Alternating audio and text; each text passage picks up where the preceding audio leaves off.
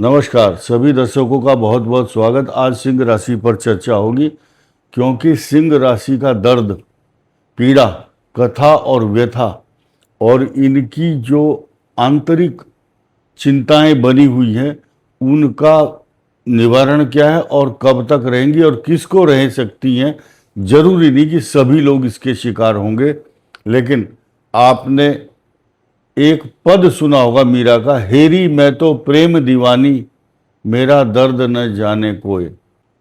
तो ऐसी पोजीशन में जब शनि की ढैया चल रही हो और राहु केतु की पीड़ा, यही कथा है, यही व्यथा है और यही गाथा है, यही चिंता है, यही आत्ममंथन आत्मचिंतन करने का समय भी है।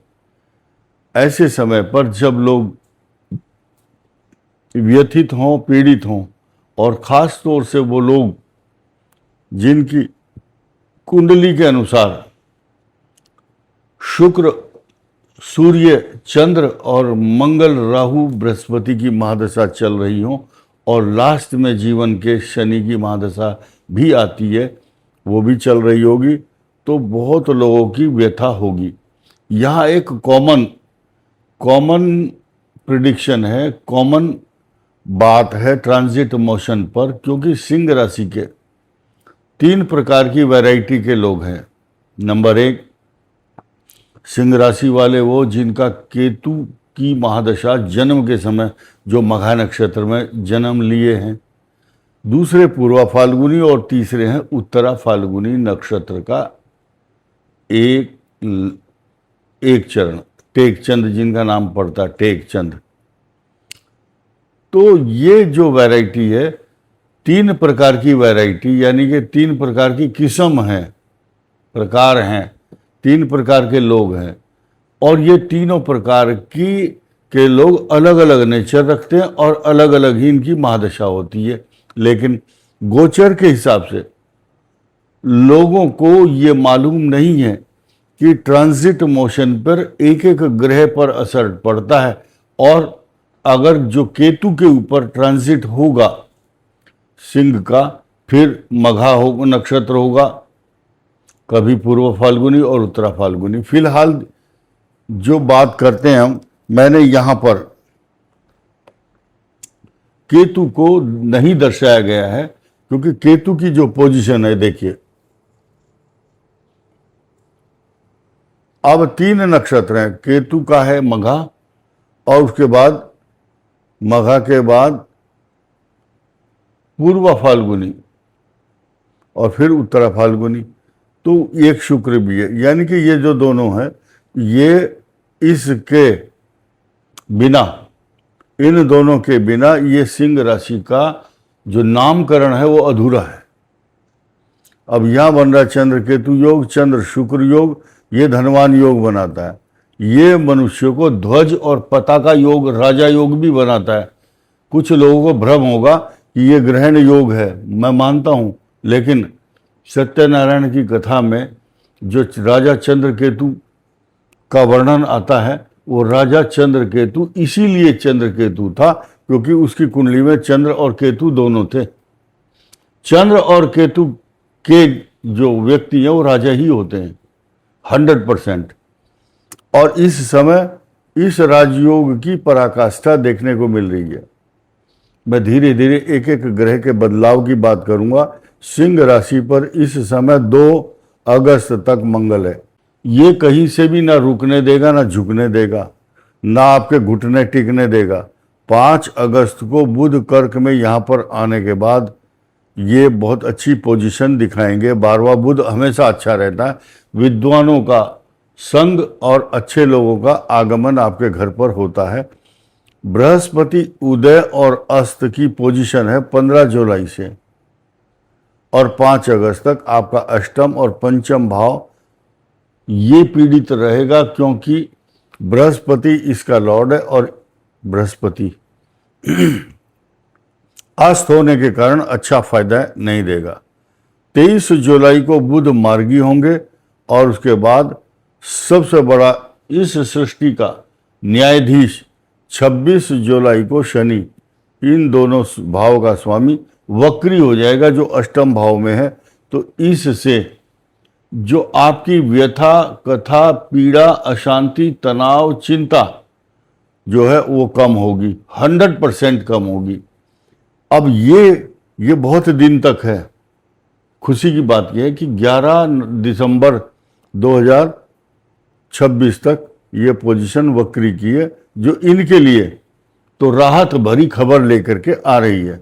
शुक्र और केतु के बाद ये अलगाव इनका, यानी कि शुक्र का स्थान परिवर्तन 1 अगस्त को होगा कन्या राशि में, नीच राशि का माना जाता है। लेकिन ये कला, सौंदर्य प्रसाधन और मान सम्मान, ज्ञान, अच्छी विद्या, अच्छी बुद्धि, अच्छी वाणी और धनदायक होता है। कारण क्या है कि ये केंद्र का स्वामी है। केंद्र और इस त्रिकोण के स्वामी दोनों यहाँ पर जब आ जाते हैं, अपने मूल त्रिकोण से द्वादश शुक्र जो है कारक माना गया है। 12वां शुक्र कारक, अपने मूल त्रिकोण से कारक, और ये लगन में भी कारक माना गया। लग्ने शुक्रे बुधो यस्य केंद्रे बृहस्पति 10वें अंगारको यस्य स जाता कुल दीपक। ये 2-3 लक्षण तो कुल में दीपक के समान या आपके कार्यों को प्रशस्त करने के लिए आ रहे हैं। शनि की जो ढैया है ये पीड़ा देती है, आंतरिक पीड़ा देती है, ऐसी चोट देती है, कांटा जैसे चुभता है, हृदय की पीड़ा, और वो पीड़ा जो है भीतर ही भीतर, अंदर ही अंदर चलती है। You can't disclose your internal matters in front of anybody. किसी के सामने आप व्यक्त नहीं कर सकते अपने व्यक्तिगत समस्याओं को। ये सारे मैंने विश्लेषण बताए। अब सिर्फ खुशी की बात सुनिए, दो के अलावा तीसरी नहीं बताऊंगा। लगन का स्वामी सूर्य, यानी राशि का स्वामी सूर्य जब इनकम में आता है तो धन तो देगा, 100% देगा। पिछले साल भी हमने कहा था कि आप अपना कमेंट करके बताइए कि आपको सोना चांदी मिला है या नहीं। सब आदमियों ने कहा ट्रू ट्रू ट्रू, राइट। इसी प्रकार से ये जो आपकी सरकारी सम्मान, सरकारी पद, पेंशन, मान सम्मान के साथ आपकी छवि और आपकी प्रतिष्ठा को बढ़ाएगा। सूर्य का ट्रांजिट यहाँ पर फिर यात्रा कराएगा। ये यहाँ पर द्वादश भाव में गोचर जो आता है राहु और मंगल और शनि सूर्य का, वो आपको एक जगह टिकने नहीं देता। ये दौड़ाता है, भगाता है, एक स्थान पर टिकने नहीं देगा। ये सब बातें बताई। अब लास्ट बहुत अच्छी बात यह है कि 10वें अंगार को यस्य 1 अगस्त तक जैसा कहोगे, आपके सामने अगर आप कहोगे दिन है तो लोग बोलेंगे दिन है, रात है तो रात है। आपके साथ जो लोग रहेंगे या आपके हुक्म मानने को मजबूर होंगे, ये मंगल की पराकाष्ठा यहाँ देखने को मिल रही है। क्योंकि ये भाग्येश भी है, चतुर्थेश भी है, और कुछ कंस्ट्रक्शन, कुछ निर्माण कार्य, कहीं जमीन जायदाद, कहीं मिट्टी का भराव, कहीं सीमेंट का काम, कहीं जेसीबी, कहीं ट्रैक्टर का काम, ये चलेगा सिंह राशि वालों के लिए। इस समय निर्माण कार्य का द्योतक और प्रतीक माना गया है ये यहाँ पर।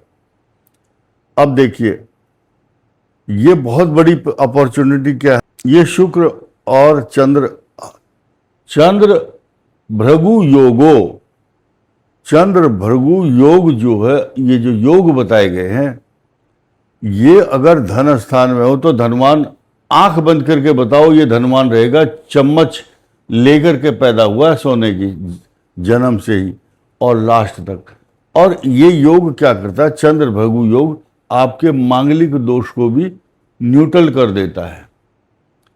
मांगलिक दोष की चर्चा अलग से करेंगे, लेकिन फिर भी न मंगली केंद्र गते च राहो, न मंगली पश्यति यस्य जीवः, न मंगली चंद्र भृगु योगे। खैर, तो ये सब बातें मैंने बताई। आपके पराक्रम को बढ़ाने के लिए मंगल ग्रह कहीं कहीं से भी कम नहीं है। सिर्फ डर किस बात का है कि ये शनि आपकी छवि को नुकसान पहुंचाने का प्रयास कर रहा है। शत्रुओं से बच करके रहें, शत्रुओं के षड्यंत्र को पहचानें। किसी के साथ बैठ करके अगर चाय पी रहे हैं, वही आदमी कल को आपकी पीठ में छुरा घोंपने का काम करेगा। आपके मोबाइल से आपका डाटा चोरी करना, आपके फोटो खींचना, इलेक्ट्रॉनिक्स डिवाइस के द्वारा आपकी जासूसी करना या आपके कुछ मैसेज को वायरल करने की धमकी देना, ये लड़की और लड़कियों के बीच के प्रेम संबंधों के साथ साथ जो व्यक्ति नौकरी में है और उसके कलीग्स उसकी हानि पहुंचाने की कोशिश कर रहे हैं, छवि को या उसकी नौकरी को, तो ऐसे आदमियों को ऐसे आदमियों से सावधान रहें और अपनी रणनीति, अपनी स्ट्रेटेजी, अपनी योजनाएं किसी के सामने ना बताएं, गुप्त रखें। अब हनुमान चालीसा, सुंदरकांड तथा अगर महिलाएं हैं तो, चाहे पुरुष हैं तो, अगर हनुमान जी के मंदिर में जाकर के सुबह सुबह 5 लड्डू या शाम को चढ़ाएं, या चमेली का तेल और हनुमान जी को लगाने वाला जो सिंदूर है वो अर्पण करने से आपके मन के ऊपर जो मैल है वो खत्म होगा, डर खत्म होगा, शत्रुओं का जो संहार होगा, शत्रुओं की जो योजनाएं हैं वो समाप्त हो जाएंगी। इस वीडियो में इतना ही। धन्यवाद। नमस्कार।